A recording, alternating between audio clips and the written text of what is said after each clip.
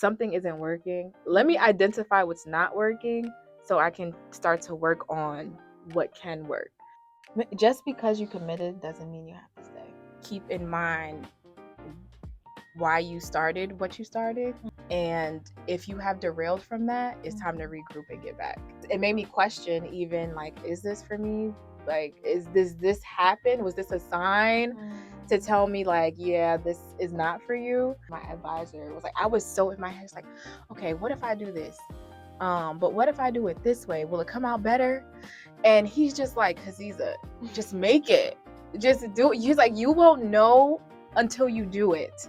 Welcome to another episode of Trauma Learns, in which we discuss intersection of who we are, what we do, and the lessons that we've learned along the way. My name is Choma, your host, and joining me today is Haziza. Haziza is a New York City-born fine art photographer, portrait artist, and videographer whose work captures people with authenticity and intention.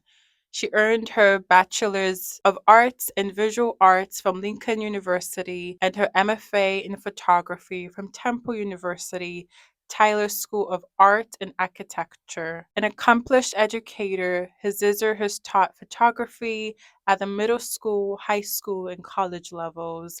She founded the Creative Scholars Program in 2021, bringing college level art education to high school students, and currently serves as a department coordinator for the photography department at a university.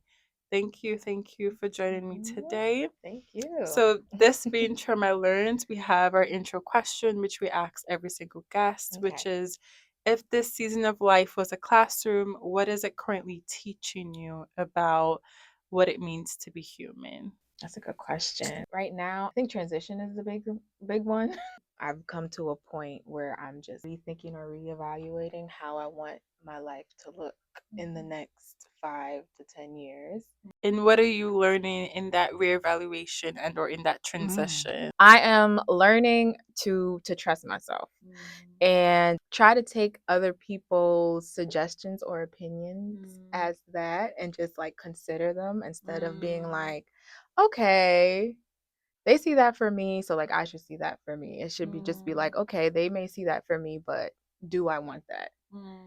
So really just making sure that whatever decisions that I make, they truly come from like me and what I want to do. So so if anything goes awry or whatever the case may be, it was me. And I can't say, dang, I shouldn't have did that because that person told me to do it. So I think just being more in control of like my decision making.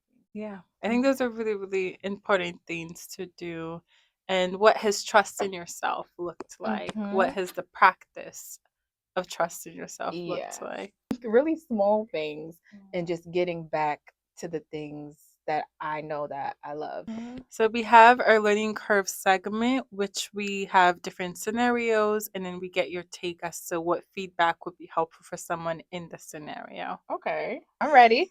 As an emergent artist, I found myself being cut between creating work that feels authentic to me and creating work that seems to resonate with audiences or perform well online. When I see other artists getting recognition, I start questioning whether my work is original enough or whether I'm simply reinventing something that has already been done. How do you cultivate confidence in your artistic voice while navigating comparison, self doubt, and the pressure to be both original and relevant? Okay. That's really good. As soon as you said that, I had an experience of grad school that came into my mind. But I think that's something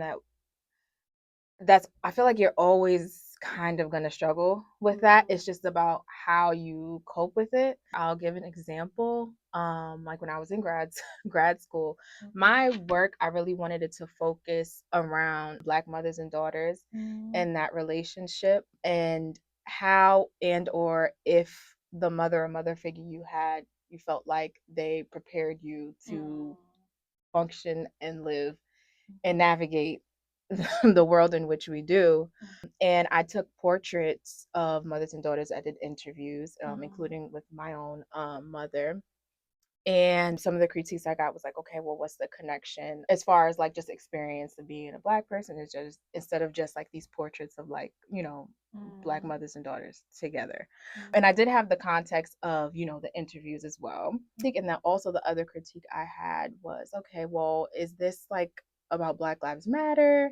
And I'm like, no, like that's not my focus. My focus is specifically the relationship between Black mothers and daughters and how they have or have not felt prepared to navigate the world. And I think like sometimes also like just as being like a Black artist, sometimes you get put into those boxes. So I would say my advice would be like do what you intended to do in your mind, because I think at some point I did start to let some of and you the whole point of a critique is, yes, you do take some things in, but you don't take everything in. And I think I got to a point where sometimes I was taking everything in, and then it made me change my work. It made me change like what I wanted to do, not in a good way. It made me want to, I guess, conform more and make other people feel more comfortable by like the certain questions I would ask in the interviews, like tweaking my questions. No. Like I would say don't do things like that. And that kind of goes back to what I was saying earlier as far as like, how much influence other people have on you and like what you want to do and what you have in your mind to do. And finding that balance of like what I'm gonna take and what I'm gonna leave. So that would be my advice, is to just be conscious of what you're gonna take and what you're gonna leave. And also keep in mind why you started what you started. And if you have derailed from that, it's time to regroup and get back to the main focus. So I love yeah. the phrase regroup and get back. And can you tell me a bit about the inspiration? Because I do think that's something that isn't talked about as much. So I kind of wanted to focus on that because I think my main inspiration was like just a relationship I have with my mom. And I always kind of felt like some people would say like my mom's like kind of like a little revolutionary, especially when she was like younger and things like that. So I think that I felt prepared to kind of like navigate like in work environments when certain things would come up or happen. So I thought that was like interesting to kind of explore. It was also just about asking Black women like, how are you? Like, how are you feeling? Because which was interesting to me because like a lot of times when I did those interviews, they were kind of taken aback because it's like nobody asked me that. And we're just kind of like just automatically like the caretakers, and also see how mothering or parenting in this world as a Black woman looks different. So this person says, "Hi Chama, I keep feeling like I'm behind because I don't have the same resources, money, or opportunities as other people. How do you know you're truly limited by your circumstances versus using them as an excuse? How can you keep growing with what you already have?" Lack of resources can definitely, inhibit you from doing what you want to do. It can be discouraging to reach out and look at what resources are available. Go the extra mile. That's what you have to do when you're like in those situations. Like you have to go the extra mile. If you have a friend or somebody that and you can't be afraid to ask, like when you're in those positions, like you just can't be afraid to ask for help, especially now. Like we're in the age of social media, like it's a little bit easier to connect with people. I know people don't want to send that random DM, but sometimes you may you may have to, especially if there are people looking to help people as well. So you really have to, I think networking is important. Who matters. Be more open and be less afraid. Do your research as much as you can. Like the library offers still to this day a lot of resources that you can use, you can utilize and borrow. If you're in school, some professors, depending on your relationship, like they will go the extra mile and help you and connect you with people. So that would be like my suggestion. What if the person has done all of All of the these things. things? What feedback would you give them in that case? They've done all the things. They have the optimism. They're, getting the free resources. They're citing the DMs. Like, what feedback would you give in the context of the systematic aspect as Yeah. well? And I would say work on what you can do. Like if there is something that you can do right now, like I would focus on that. Like you can't focus on what you can't do. It'll get you into a deeper depression, and then you'll get away from ultimately what the goal is. I think my best advice, do the small things. Do the things that you can do. You know, if you can't film your movie right now, if you can't get people to be in your film, write it out. Just, do what you can do. So if you're doing something and it's not working, it's time to figure out, okay, I need something to work. So let's try to refigure out this plan. Also, that comparison is comparing yourself to other people. When you get into those moments, reevaluate and just say, hey, okay, this is not my journey. Something isn't working. Let me identify what's not working so I can start to work on what can work. This person says, I've spent years refining my craft, applying for exhibitions, grants, residencies, but I feel like I'm constantly hearing no. Mm, After a while, it's hard to wonder if the rejection is saying something about my talent and my no. skills rather than just the opportunity. How do you separate your self worth from repeated rejection? Mhm. And what helped you continuing to believe in your work through seasons where no was the constant answer? Mhm. That can be difficult. That can be really, especially to your ego. It's like, what's going on? Is it my work? Like, what are people not seeing that I'm seeing? And my answer to that is create your own table. I feel like that's a common phrase used in like the social media space. Can you expand on Mhm. it in this Yes. Yeah. context? I'm applying to these residencies, I'm applying to these exhibitions, I'm applying to galleries, and nobody is willing to take me. So you build up your own portfolio, you put your work out there. You keep sending your work, keep sending your packages to the exhibitions, to keep doing those things. But in the meantime, be working to create your own showcases. You can do that. You can rent out spaces. Like that's tonight. You can rent out a space and put on a show and tell your friends, tell your family, and bring the community.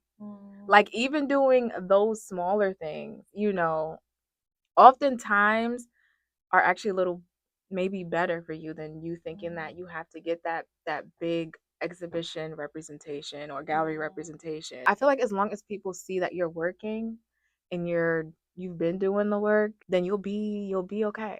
And don't put so much focus on that, because I think for a time I did too, and I went through, especially during COVID, because one of the big things about going to grad school is your thesis show. That's when galleries can come and see your work, people bigger names, outside, of just like the school, they come and see your work. And some people, they may be offered like, hey, would you want gallery representation, or we have this exhibition coming up, or like your work really aligns with what's coming up with like this residency, or whatever the case may be. And I didn't get that opportunity because the week that my show happened, COVID shut down everything. So I went through a large grieving process, because I'm like, okay, well, I worked on this big project, spent a lot of money for 2 years. And it was supposed to be this big thing. And this was supposed to be where, Where it all pays off, all that yeah, hard where it all work. pays off. And then it didn't. Life happened. The world shut down. What can you do? So I had to figure it out. Did what I can do online. So it's like a grieving process almost, like I had to go through. And it made me question, even like, is this for me? Like, this happen? Was this a sign to tell me like, yeah, this is not for you? So I had all of that, all those questions in my mind. That was rough. But still put your work out. Yeah, so that's what I did. And I got my camera and I, got back out there until like things opened up. And then I was able to show, some of my pieces like here and there. So time also helps. As long as you still have that like drive within you, that passion there. Yeah, that's what's important. And honestly, if any part of this conversation resonates with you, definitely follow along. You can find me everywhere at Trauma Learns, and I would genuinely love to hear your thoughts and experiences too. Do you believe creativity is something that people are born with, or is it something that is cultivated through discipline and practice? I would say both because I feel like I was always creative.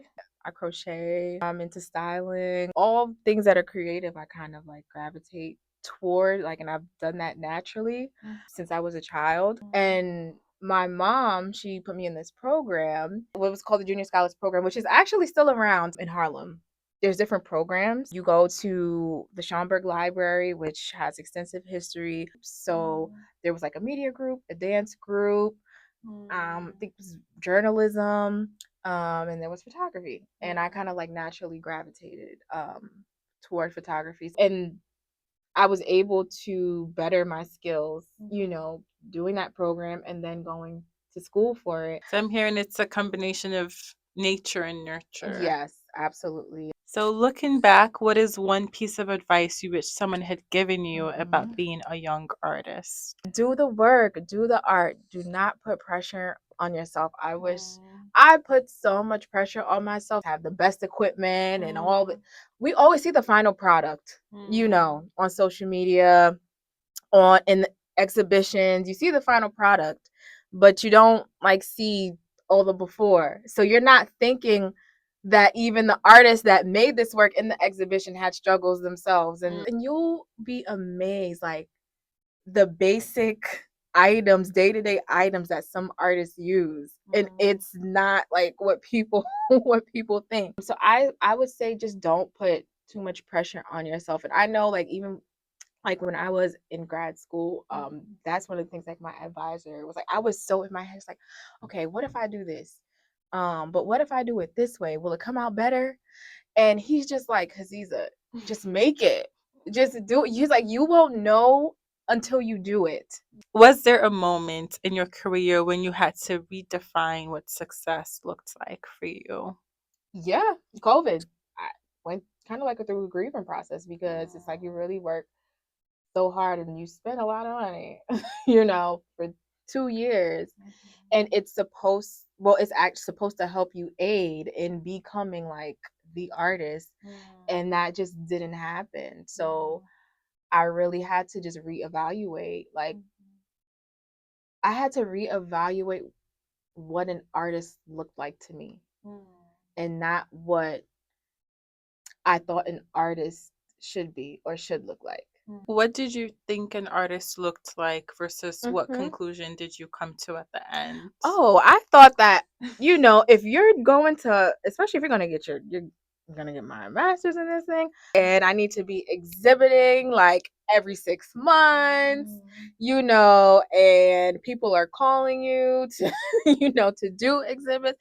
And I had to reevaluate that. And it's like, one, not everybody's gonna get to that point.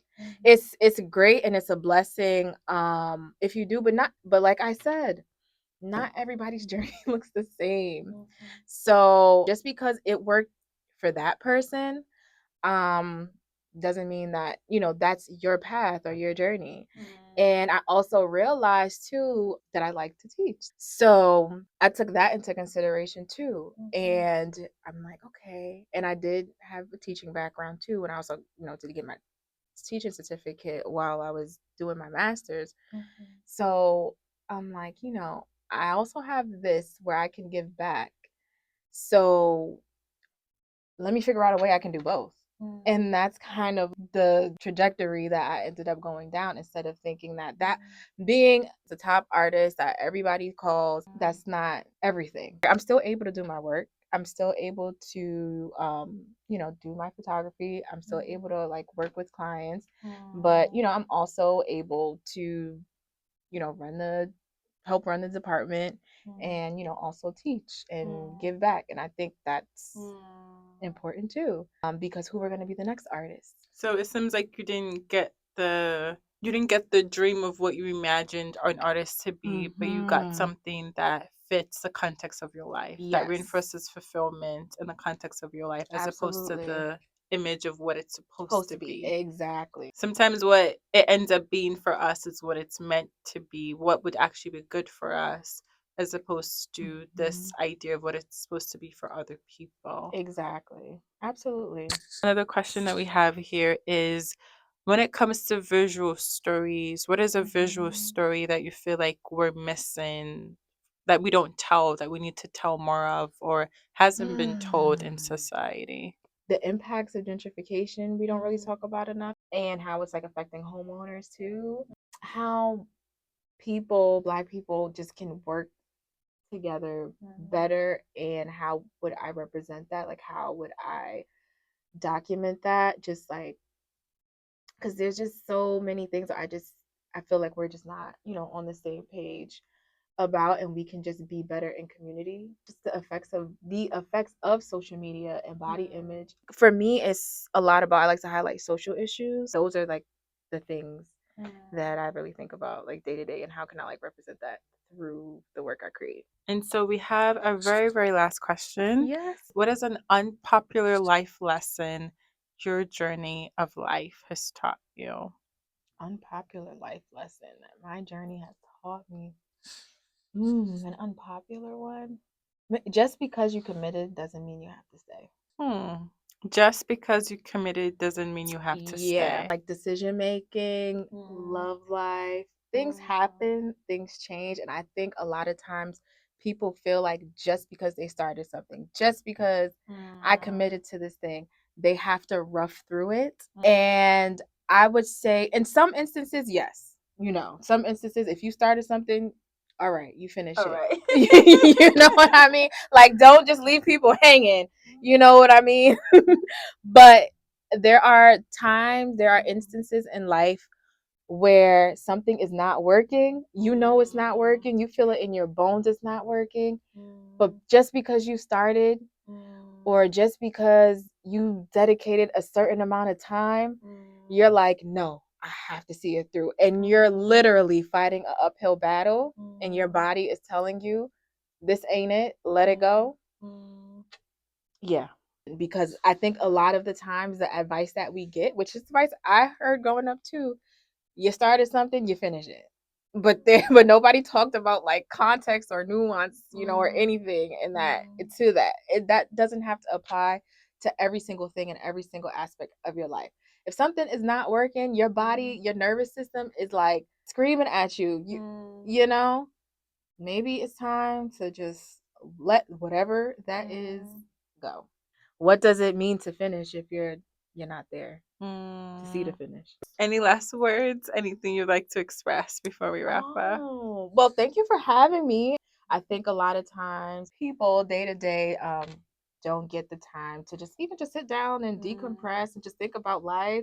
And even as you were reading like my bio, I'm like, okay, I kind of have done. I kind of have done a lot. So I think that the questions you asked really have me like thinking and reflecting. So I just want to thank you for doing this. And thank you so, so much for taking the time out of your day to be Mhm. here. I'm very, very grateful. Is there any place that people can find you when it comes to, if they wanted to book you for photography or other Sure. projects? So you can go on my website, Z Works Photography, the letter Z Works, ZWORKS photography .com. Look at my portfolio and reach out to me to book sessions.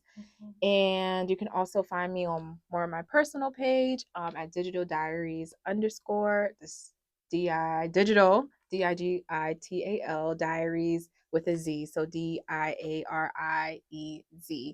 underscore. So you can find me there on Instagram and TikTok.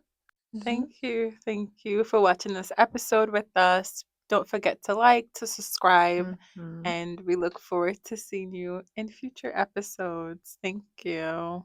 If anything from this conversation resonated with you, make sure you subscribe and come back for future episodes. You can follow at Trema Learns on all platforms to keep up with everything I'm learning in real time. You can listen to the podcast wherever you get your podcasts.